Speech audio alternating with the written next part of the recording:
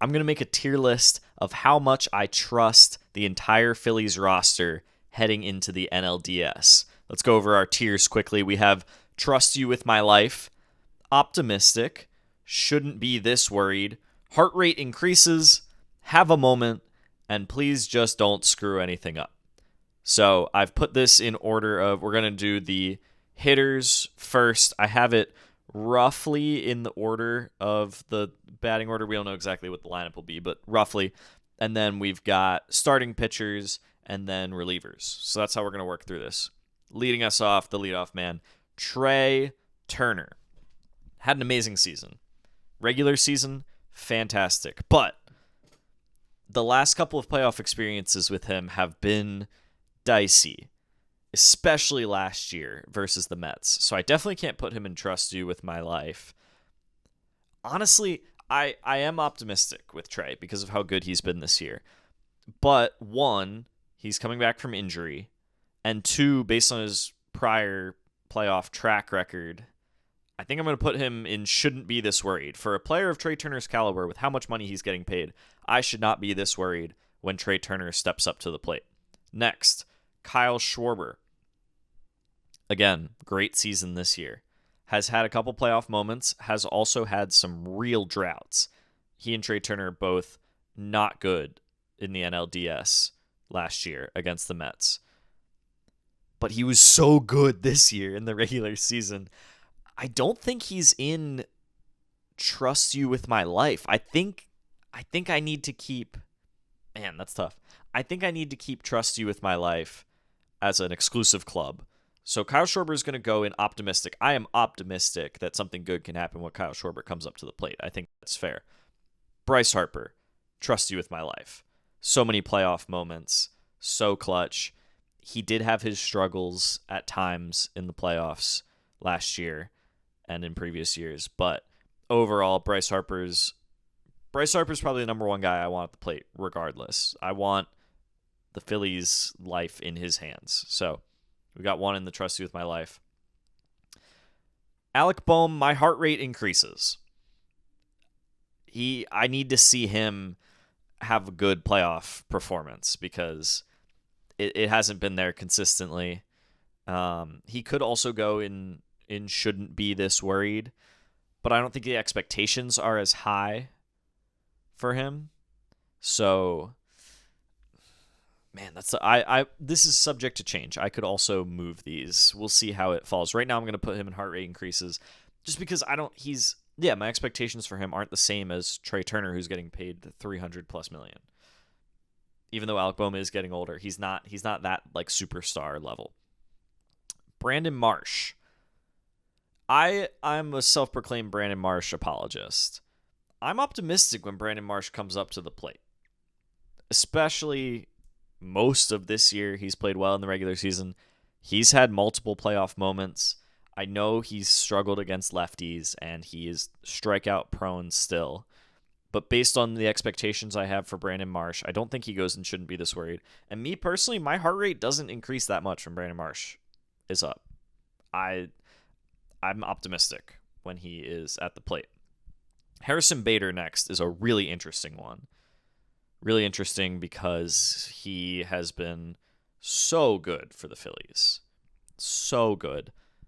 But it's an interesting thing where we know his role. He's not supposed to carry this team, even though he's been like the spark plug, the catalyst.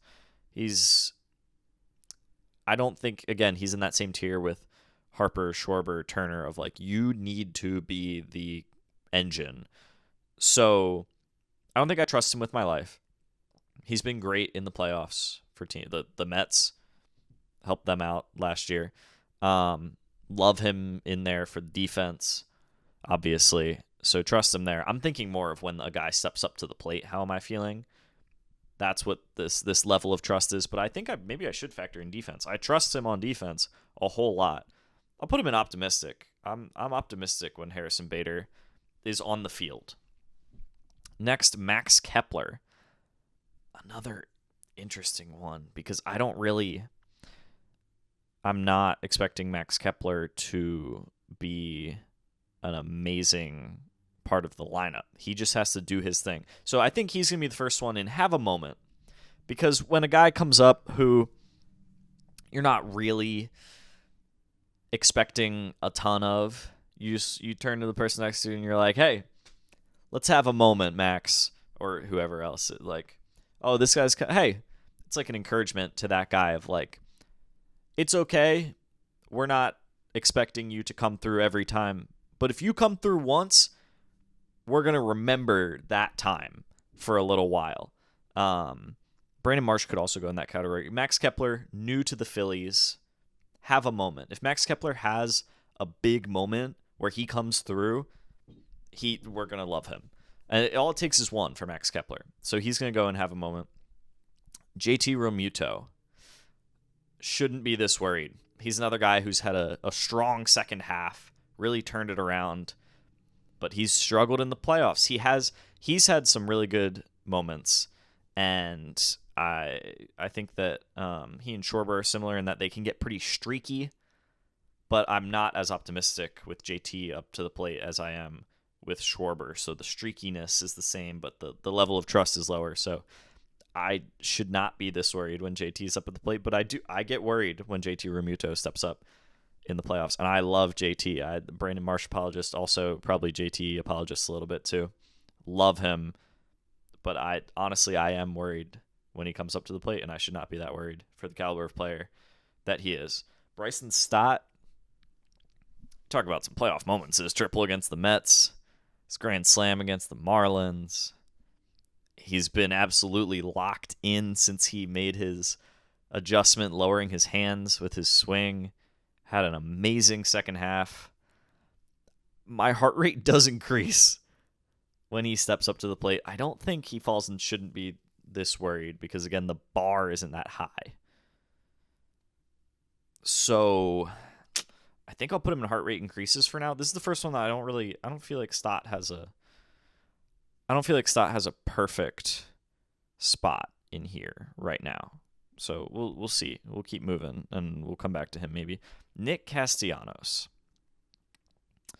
He would be in shouldn't be this worried based on his contract. Based on this year, it's more please just don't screw anything up. Because he has not been good this year. And so I'm between shouldn't be this worried and please just don't screw anything up. Because I don't know.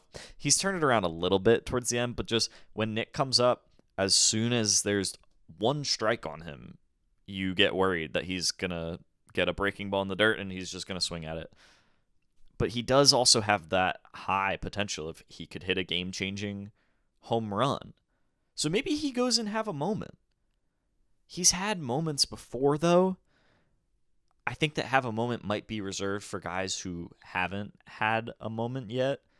Nick has playoff moments with us. So it feels disrespectful to put him in please just don't screw anything up. I think that's where I'm going, though. I think we're all scared once he gets a strike on him that he's going to swing at a pitch outside the zone. I could also put him at heart rate increases. His heart rate doesn't seem to increase, which is great. Mine does. Rafael Marchand, have a moment. Garrett Stubbs, have a moment. The backup catchers, if they come in to pinch hit, Stubbs comes in to pinch run. Like, just, if you do something special, great. If you don't, oh well. You'll get an at-bat or two. You'll get one shot at glory, maybe. And if you do something with it, awesome. But we're not expecting anything crazy. And then our final position player, Edmundo Sosa. Defensively, same with Bader. Defensively, trust him. Put him in there as a defensive replacement. That's awesome. He had a base running moment in 2022 against the Cardinals where he just made a great dash to home plate, slid in safe. I don't think he goes in optimistic just because he's not a good enough hitter. Definitely doesn't go and shouldn't be this worried. My heart rate also doesn't really increase with him, though, so I think he's going to go and have a moment, because Edmundo's just fun. Like, if Edmundo has a moment, we're going to love it. It's going to be great. That brings us into the pitchers. Christopher Sanchez, I trust you with my life, sir. He has been one of the best pitchers in baseball, basically for the last year and a half, pushing 2 years. And he's criminally underrated still. I don't think that non-Phillies fans would understand this, or at least more casual baseball fans would not understand this, but Phillies fans get it. Christopher Sanchez, I trust him. Ranger Suarez is an interesting one. He basically gave us a heart attack against the Mets in 2024. The most insane pitching performance I think I've ever seen in the postseason. Just how many times he got into trouble and somehow got out of it. So I am optimistic with Ranger, but also my heart rate increases quite a bit with him. So I do trust Ranger. I do trust him. And I would say I'm more optimistic than I am heart rate increases, just because it started to look like he was going to have another second half fall off as he has in years past. But then he picked it back up and he's been good. So that finish to the regular season, I think I'm going to be cautiously optimistic. Cautiously optimistic if there's like another tier for that. He would be there. Then we have Jesus Luzardo. I trust Jesus. He's had a couple of like blow up outings, but since the beginning of the year, I personally have trusted him. That Marsh, JT, and Jesus Luzardo would probably be the guys I like stick up for. The next guy, Aaron Nola. I stick up for Aaron Nola a lot too. But Jesus Luzardo is up there. I do trust Jesus Luzardo. And shouldn't be this worried. So I think I'll go optimistic for Luzardo. Like that feels fair. He and Ranger are on a similar space. They're in a similar space in my mind, I think. I'm okay with that. Yeah. Okay, optimistic is getting to be a bigger tier, but that's fine. We're still pretty balanced. Aaron Nola, easy, shouldn't be this worried. And I love Aaron Nola. I am still optimistic about him. I think if he comes in, the NLDS is so spaced out that I don't think the Phillies are going to need a fourth starter. Correct me if I'm wrong on that. But however Aaron Nola comes in, whether it's in the NLDS, NLCS, whatever situation, I am still more optimistic than I am pessimistic that he's going to pitch well. But I should not be that worried for the guy who was our number 2 in previous playoff runs. This is not an Aaron Nola experience that we've had before. So I definitely should not be that worried with Aaron Nola. Then we get into the bullpen. I did not put technically every guy who could be in the bullpen. There's a couple of fringe guys, but I put these guys. They're the ones I feel like would be most likely to come into a game. Walker Buehler, just have a moment. Have a moment, Walker. We signed him. The Phillies signed Walker basically to just have a moment. It was a low risk, potentially high reward signing, and so far he's been good. He's been better than he was with the Red Sox. So they took a flyer on him. Just have a moment, Walker. This one is tough. Our closer, Johan Duran. Because we haven't seen him pitch for the Phillies in the playoffs, I don't know if I can put him in Trust You With My Life. But he's real close. I think I'm going to go optimistic, because I am optimistic when he's on the mound. And I do trust him. He's blown a couple of saves this year. He was electric with the Twins in the playoffs for them. And I do trust him a lot. But I think he's right on that border where I can't quite put him in Trust You With My Life. Not quite. So, next, David Robertson. My heart rate increases with him. He's over 40. His stuff isn't nasty. He could give up a home run at any time. My heart rate definitely increases. I do trust him. I feel okay, but I definitely don't feel optimistic. And he doesn't go and shouldn't be this worried because the expectations aren't that high. Again, they just brought him in for the second half. He just needs to be good. Tanner Banks, I love him. Great guy. Awesome personality. Seems like an awesome dude. Please just don't screw anything up. The bullpen is all about your weakest link. Tanner Banks is potentially the Phillies' weakest link, which is great. That's great. He's had a good season. This is not Tanner Banks slander. Just please don't screw anything up, Tanner. You'll just fly under the radar. If you don't have any blow-up innings, we're going to be just fine. Matt Strahm, he goes and shouldn't be this worried because I trusted him, and then he was not good in the NLDS against the Mets. He's been solid this year, not necessarily locked down, but good. A good reliever. I shouldn't be this worried because I feel like his track record, logically with Matt Strahm, I shouldn't be this worried. But I just, in the back of my mind, I remember the Mets hitting him. Him and Jeff Hoffman getting hit by the Mets. And so that's why he's in shouldn't be this worried. Logically, I shouldn't, but I am. Tim Meza, same Tanner Banks, very similar categories. Just don't screw anything up. We need you to come in, face a lefty or something. Just don't mess it up. We'll be good. Orion Kerkering, my heart rate increases. I have been a fan of Orion Kerkering's, believed in him. He hasn't really taken like a huge next step. And he's had his struggles this year, ups and downs, standard for a reliever. I was hoping, though, that he could be better than that. And it hasn't fully come together yet. He hasn't had that consistency. So he could come in and strike out the side, or he could come in and walk two guys and give up a single, and we're in trouble. So my heart rate increases with him. Taijuan Walker, love you, man. I don't know if you're even going to get into a game. Maybe there's a scenario where we need to bring him out from the bullpen. Please just don't screw anything up, Taijuan.